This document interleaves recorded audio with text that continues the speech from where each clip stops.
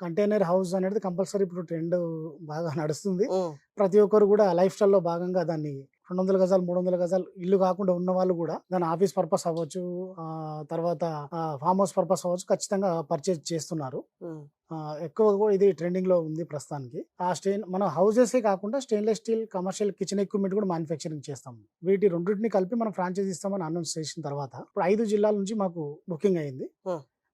తిరుపతి అంటే చిత్తూరు జిల్లాలో అయితే ఫుల్ పేమెంట్ చేశారు. నెల్లూరు డిస్ట్రిక్ట్, ప్రకాశం డిస్ట్రిక్ట్ హ్మ్. ఆంధ్రాలో. హ్మ్. ఇటు తెలంగాణకొచ్చేసరికి కరీంనగర్ అండ్ వరంగల్ కూడా టోకెన్స్ ఇచ్చారు. మాది ఆల్రెడీ మా యూనిట్ రంగారెడ్డి జిల్లాలో ఉంది. ఫ్రాంచైజ్ అంటే అసలు ఏంటి? ఎలా తీసుకోవాలి? ఎంత కట్టాలి? మీ వైపు నుండి ఏం సపోర్ట్? మనం ఒక ఫ్రాంచైజ్ ఫీజ్ అనేది ఒక 25 లాక్స్‌కి మనం హ్మ్. నిర్ణయించాము. హ్మ్. 25 లాక్స్‌లో వాళ్ళకి 20 లాక్స్ వర్తబుల్ మెటీరియల్ వస్తుంది. అంటే ఓకే. ఆ! అంటే మీరు ఫ్రాంచైజీ కాస్ట్ చేసేది ఓన్లీ వాళ్ళని పే చేయమనేది 5,00,000 మాత్రమే. 5 లక్షలు మాత్రమే. హ్మ్. మిగతా 20 లక్షలు మెటీరియల్ ఇస్తాం. ఎందుకంటే ఒక ఆఫీస్ మోడల్, ఒక హౌస్ మోడల్, ఒక స్టాల్ మోడల్, ఒక 1 బీహెచ్‌కే మోడల్ తయారు చేయడం కోసం రా మెటీరియల్ అక్కడికి పంపిస్తాం. అది తయారు చేసుకోవడానికి ఒక 10 లక్షల రూపాయలు అయితుంది. హ్మ్. ఇప్పుడు మనము stainless steel commercial kitchen equipments manufacturing చేస్తామంటున్నాం కదా! హ్మ్. వాటికి సంబంధించి ఒక మీడియం స్థాయి హోటల్‌కి కావాల్సిన స్టవ్‌లు కావచ్చు, దోస బట్టి, తందూరి బట్టి, హ్మ్. వీటికి సంబంధించినవి కూడా ఒక 5 లాక్స్ వర్తబుల్ మనం వాళ్ళకు డిస్‌ప్లే కోసం అక్కడ ఇస్తాము. ఓహ్! ఓకే. ఆ!